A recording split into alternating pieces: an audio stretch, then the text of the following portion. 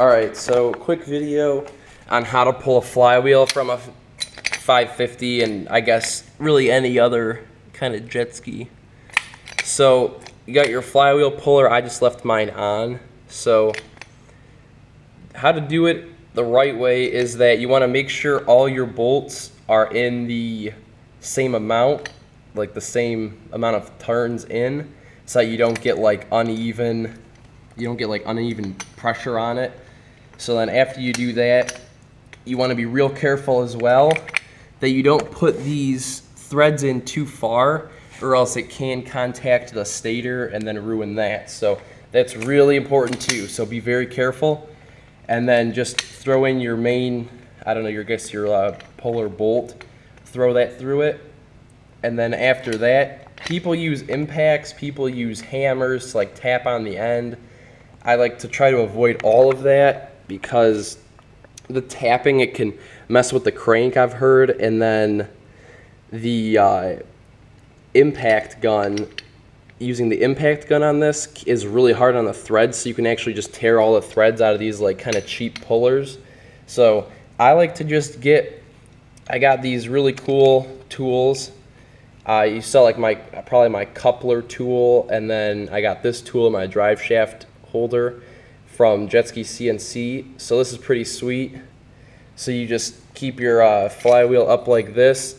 The bolts go, or the pegs go into the holes on the flywheel.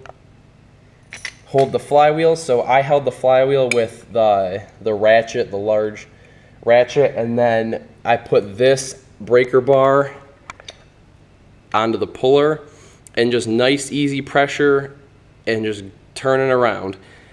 That I think is the better way than like trying to shock it with like impact or tapping on it with a hammer. If you can get it off this way, I think that's the best way.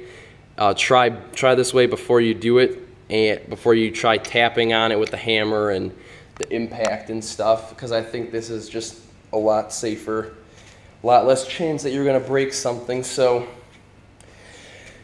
that's basically it. Just make sure that you don't thread these in too far, and you should be good to go. There shouldn't be any damage. And then obviously check the inside of your, I guess like the inside of the flywheel here. Check if there's any damage, because that will have to be fixed.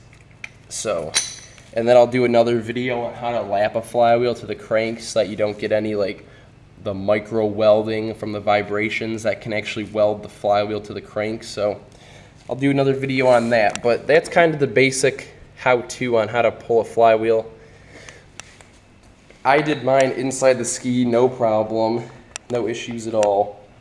So it's if you just need to change your flywheel on the go, then that's a pretty simple job. Obviously, I have a little bit more of a situation going on here, so I'm going to dig into a little bit and we'll see where it goes. So I'll see you guys in the next one.